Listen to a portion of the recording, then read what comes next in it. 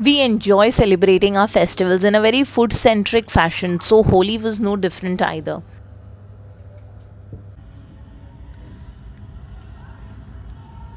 In a UP household, the lunch is usually the most elaborate meal on a holy day. But for us, the main meal on any festival is decided by his working hours. So this year, it was a holy dinner for us.